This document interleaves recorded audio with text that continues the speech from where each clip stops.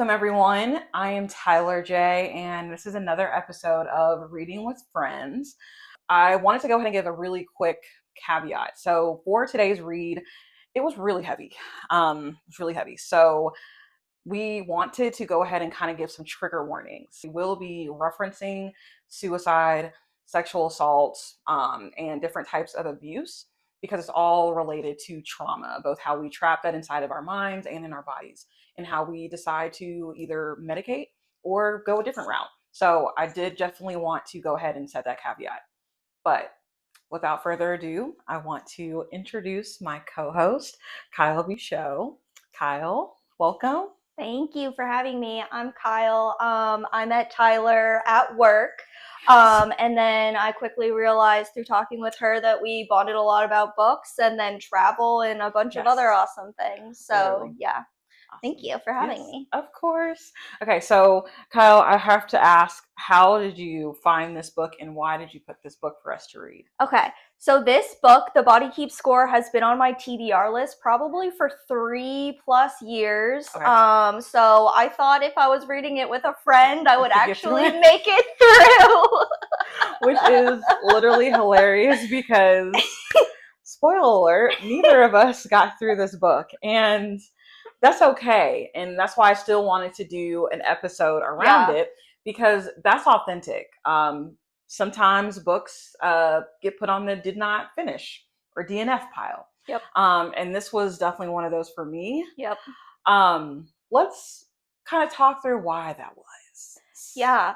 So first of all, I have this book. It's beautiful. It's on my library list of books that I have at home. But me picking it up and actually reading it, I take the time to like take notes and annotate. So I was like, an easier way for me to do this is going to be to listen on Audible. And then adding that layer of someone speaking these traumatic words in your head also, I feel like added another layer into which like I couldn't get myself past the point of certain aspects of the book because as we stated before, it's very heavy, but I picked it also because I love social sciences. I have ADHD. I was diagnosed when I was 28. Okay. So, I'm like slowly learning about all the processes and stuff that go behind like cognitive neurodivergent statuses and stuff. So, like, this was on my list because I also go to therapy because talk therapy helps me a lot, which I think the book really focuses on. It did. But yeah, that's how I got there. And I've discussed talking about this book and reading this book with my therapist a lot. And she also gave me a lot of caveats. Oh, wow. So that's super interesting. I also do talk therapy. I've never discussed this book with my therapist though, probably because I barely got to chapter 7.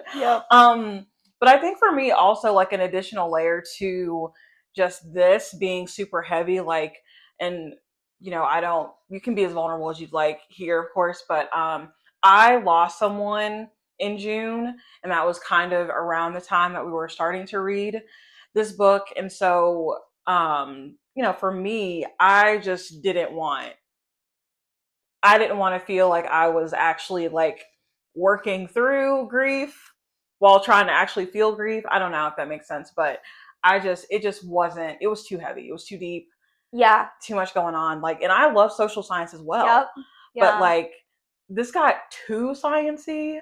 Yes. And my brain just started to like turn off a little bit. It's almost traumatizing in itself, like listening to other people's trauma. Like, we are not trained therapists. Correct. We are here to support and like be with other people. And I love that we are getting the chance to like briefly talk about it. But also too, like being someone who's taken like psychology classes and stuff, I couldn't tell all the time, and maybe it was just because I wasn't reading, like what sources he was pulling from, because a lot of them seemed very anecdotal, which I get he is an MD and stuff like that, but if I wanted to pull back the curtain a little more, it did seem... There were a ton of annotations in the book. Yeah, okay.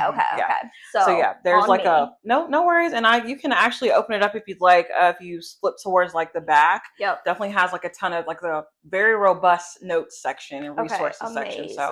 So yeah, but like this book definitely got put on our DNF pile, but I think that we can both agree that we can probably pick it up like here and there, Yeah. maybe a chapter a month potentially, but yeah, it was just a bit much. Yeah. Okay, so there were a ton of themes in the book, and I don't want to touch on all of them because there were just so many, and again, we didn't finish it, so yeah. we'll touch on a few. So one of the central ideas was your body remembers even when your mind does not. Yep.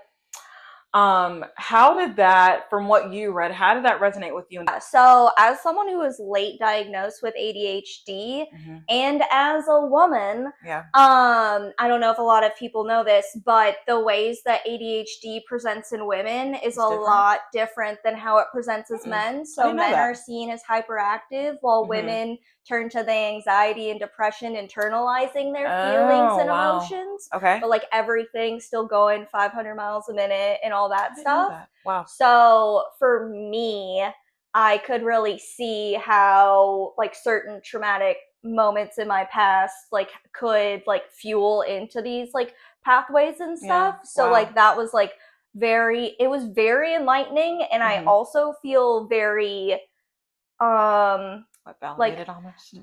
Yes, like validated, but also I feel very privileged in the fact that we are both women in a time where we're both able to like talk about feelings without being institutionalized.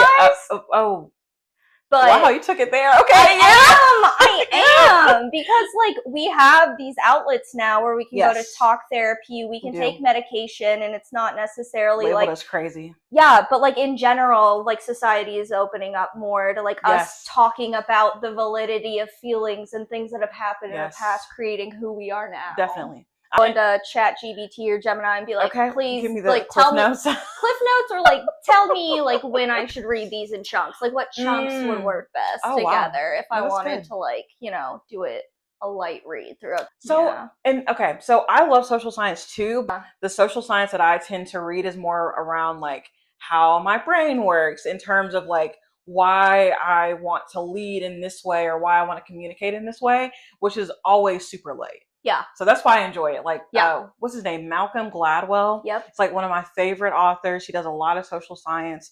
I just like the way that he is able to take data and make it into a story that I actually want to read. Yeah. Because numbers do not entice me. Yeah. Unless they're in my bank account. Okay.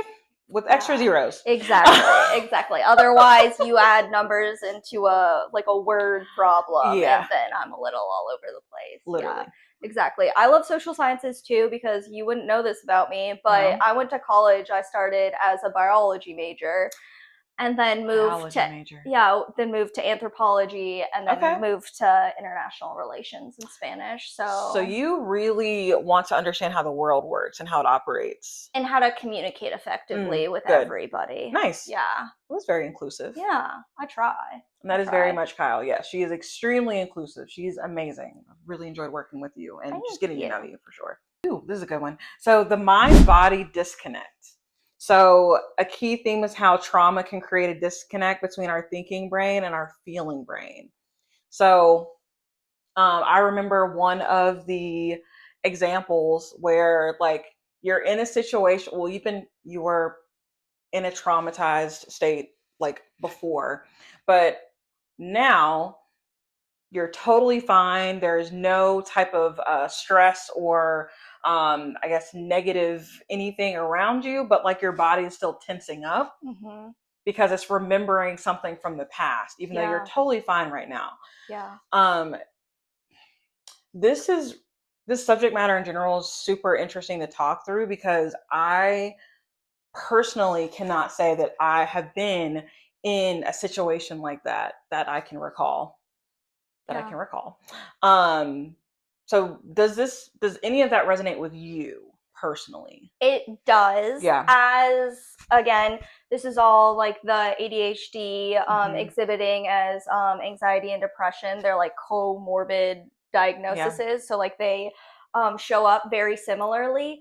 But like as someone who has anxiety, mostly social, that I've been talking through and working through, it's crazy that like as a society that went from like, you know, like hunters and gatherers to like moving into an agrarian society, the ways in which our society has developed has gone away from like our crazy like reptilian brains where it's like you're trying to constantly spot threats. Yep. And this now is like how it's exhibiting as trauma and stuff like that, like constantly being on the lookout for certain things, even when they're not there. And it makes sense to me if you have been in a situation before that you've already like mapped or imprinted that this is the worst possible thing that could happen. Always need to see the exit, but Exactly. So like you kind of train your brain, and it's probably like even re-traumatizing, but you're trying to avoid those situations moving forward. Oh my gosh. Yeah, so I find that super interesting. Ooh, so something that I really liked about this book was around finding new ways to heal. So again, I've never been diagnosed with anything like ADHD or depression or anything like that. So I've never self-medicated for those things. But I feel like in general, that's usually like the answer. Like people get prescribed medicines or talk therapy. But like, I like that this book kind of also got away from talk therapy being a thing, like being what people should do, because talking through it isn't really like helping to fix, I guess, what's going on in the brain around it. So like, what were your thoughts around some of the surprising healing methods? Like they talked about yoga, theater, neurofeedback, or other body-centered therapies. Yeah, I definitely have talked about this with my therapist too, especially as I've like slowly moved into my diagnosis and like I've gone down on the number of meds I've been on, which I have found very beneficial for me as like it's been a journey. But like you do have to like make sure that you're moving your body. We're bipedal organisms, so we were meant to move. So like I can see how you could get stuck if your body is slowly like atrophying or it feels you know like you're regressing in some sort of way. So I definitely find yoga to be beneficial, and it's also like a time where I can like turn off my brain, like where there's nothing going on, and everybody should have that space. What kind of yoga do you do? I really like there's a YouTube channel, it's called Yoga with Adrienne, and it's like anywhere from beginners on, but she'll focus on certain like body parts, like if you're feeling stress in your shoulders and back, that's like a class. She brings her dog on, and she's like a really cute environment. And then I like hot yoga too. I was gonna ask if hot yoga is one of them. Okay. I've never taken a hot yoga class before. I'm really nervous that I'm gonna sweat my edges out. But so how often do you feel like you're doing yoga? Yoga probably like once to twice a week. I would love to do more. Hot yoga is a little bit more involved because I have to leave my house to do that. Oh, well, you gotta go to the studios. Okay. I was like, definitely. And then other times I'll just get on the Peloton and like play my Switch. Speaking of Peloton, as you can see, my Peloton is not in the room anymore. I got rid of it because I realized I wasn't using it. I wasn't using it. And I'm like, why am I renting a bike that I literally pay for monthly and then Child, I might have got on that bike once a month since it was real bad. I just couldn't get like a solid routine. And I think if I did it again, I would get the treadmill. I have been trying to be more consistent around working out. So I definitely agree that we're supposed to be moving our body. Like I always thought that trying to get 10,000 steps a day was like unattainable. It is with the lifestyle that we all lead now, where we're in a car, where we're stuck at our desk for 9 hours. Like, you know. Not me.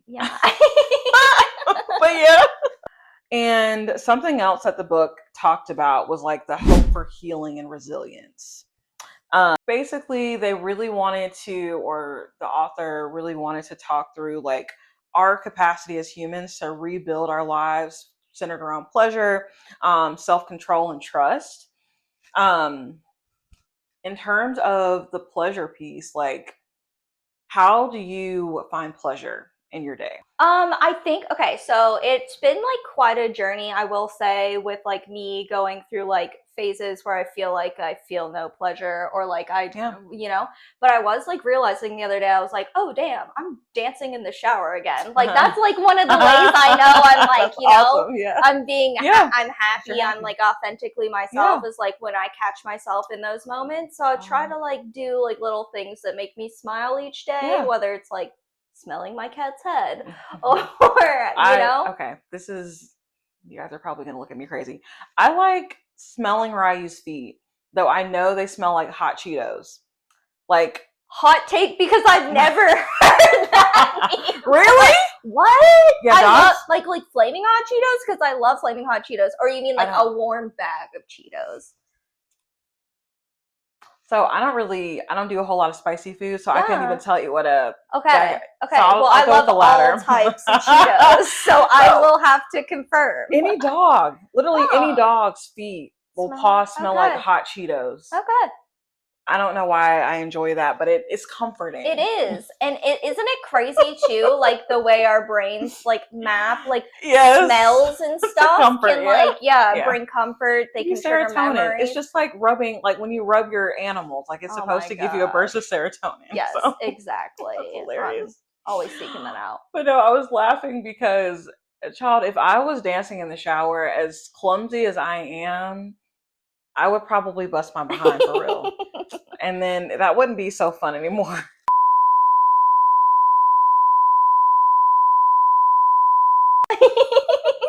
You're ridiculous. Okay, so another really interesting theme of the book was the power of connection, which I think you kind of mentioned it when you were talking about societies. The book also emphasizes the importance of relationships and community in the healing process. So, how does trauma sometimes isolate people, do you think?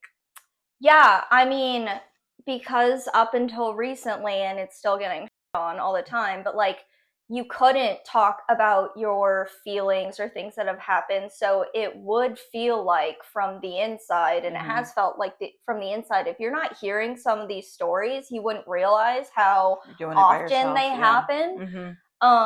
Yeah, so Mm-hmm. it's crazy and amazing that now people with the internet can like throw things Mm-hmm. out into the ether, and there are like Yes. these moments that you can capture where like someone has felt that before and you Yeah. feel validated.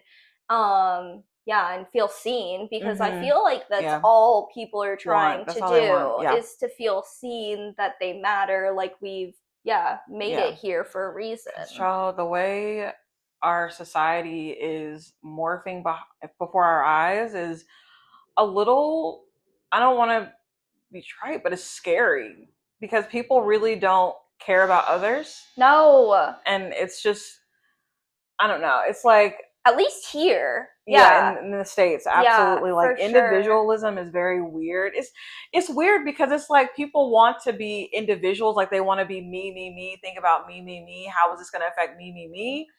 But But then they make these decisions that that affects, trickle down, or like yeah, even too like the yeah, wanting to be me, me, me. But we have all these cultures across the span of like millennia who hmm, say like it takes a village to yes, like yeah. raise a child, like Child, all do we this say that stuff. in America? I don't think we No, say we that in don't, because America. we don't have the institutions and practices No, in we do place not. to help them. We do So not. then But we still like expect people to have babies. exactly. And then talk about giving me a tax credit for $5,000. That Child, ain't gonna that's do not enough. shit. I gotta do Oh my gosh, that. are we both child free? Yes, we are. Oh my gosh. Okay. Yes. Okay.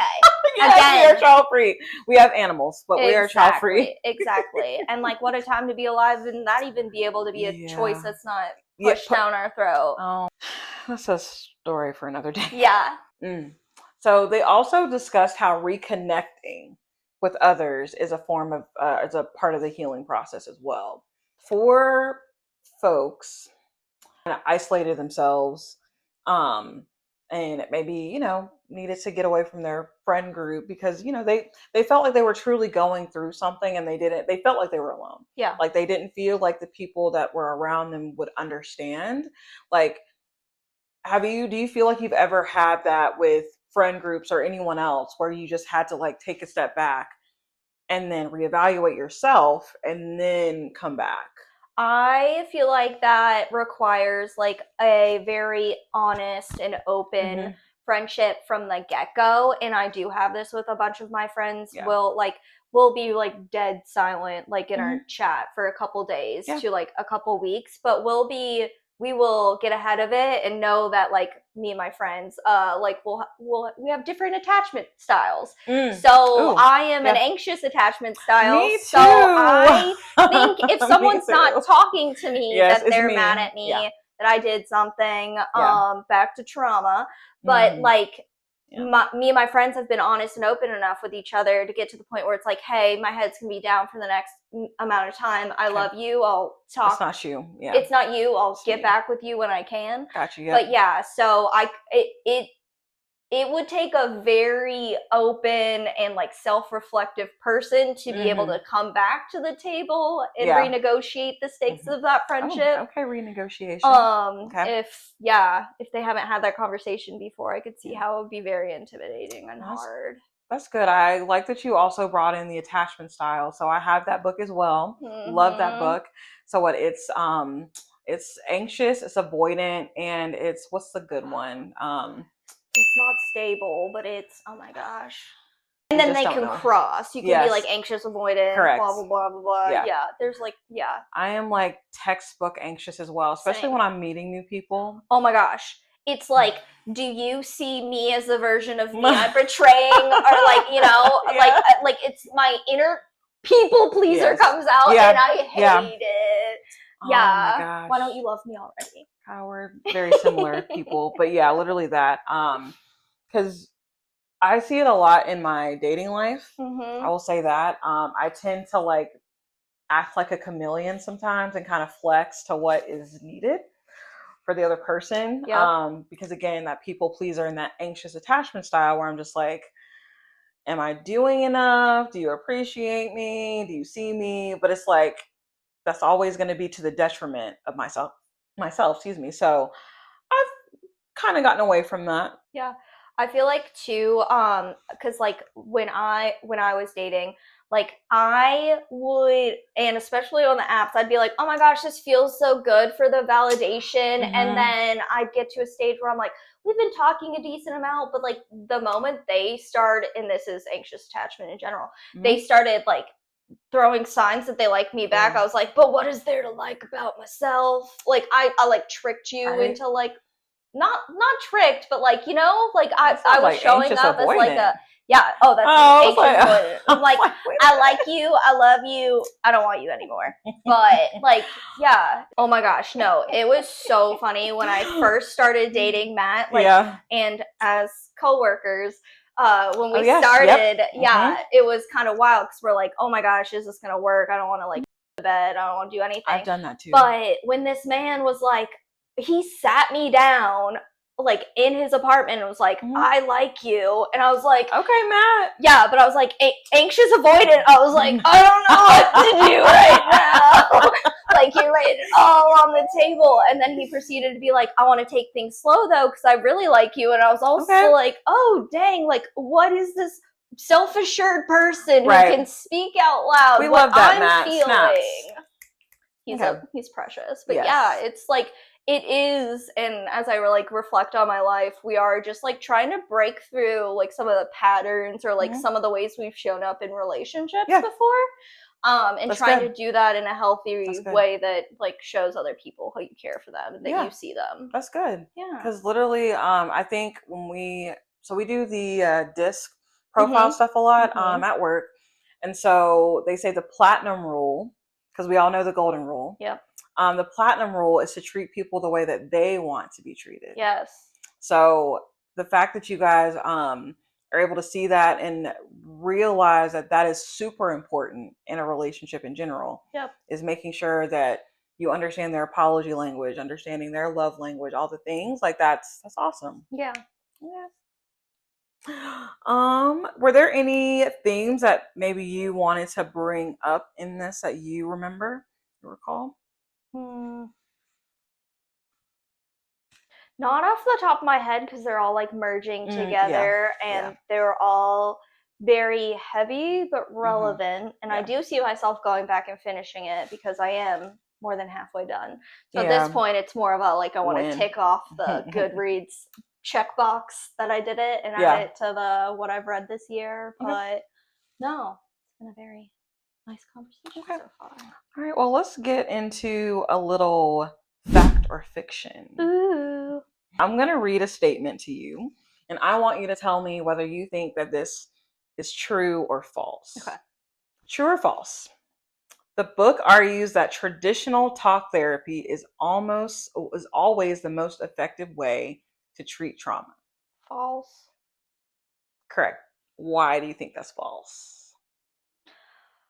I feel like the way the author was positioning talk therapy, unless you're doing like cognitive behavioral therapy and like changing the way you're like thinking, you're kind of re-traumatizing yourself every time you're talking about it because you're putting yourself back into the past. When I feel like that was the main thing. It's like people with trauma, instead of like being stuck in the past, they need to like come back to the present and be in the moment. That's good, so by going back to the past, you're like it's not a good place to be. It's a cycle. Because I'm trying to remember some of the like the CT scans they were doing with some of the folks that were traumatized, like more of the anecdotal stuff, where they would put them, basically lay them out and basically try to recalibrate the situation that they were once in to figure out what part of their brain was being triggered. Yeah, that's good. All right, but yes, that's correct. It is false. And that the book suggests that for deep-seated trauma, a top-down approach is often sufficient. It needs to be combined with bottom-up methods like yoga or other body-centered therapies. So that was false.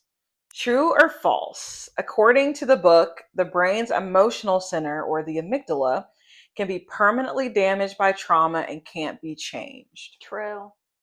Or is it, oh my gosh, wait, can't be changed? I feel like it's false. Correct. Yeah, you can remap Yes, because of neuroplasticity. Yes, the first part is true though. Yes. Yeah. So it's false. A major theme is neuroplasticity, the brain's ability to reorganize itself. And the book offers hope that the brain can be rewired with the right therapeutic approaches. So true or false number 3. The phrase, the body keeps the score, refers to the idea that our bodies physically hold on to the memory of traumatic events, even if we can't consciously remember them. True. Correct. That is true. These are really easy questions, but so this is the central thesis of the book, as we know. Explaining how trauma can manifest as physical symptoms, chronic pain, or unexplained physical reactions. So no, it's crazy too, because what was I was listening to this podcast that our other coworker suggested, Kinsey, Hysterical on Wondery, and it was like, it's about these group of people in upstate New York who all start showing symptoms of like a psychosomatic like disorder, but like they think that the town's like one being poisoned, like all these other things. So one of the researchers and like physicians in the area was like, oh wait, this could be all a sign of like these people had traumatic events, and like this is the way their body's showing it now. Like all of these symptoms. Do they know each other?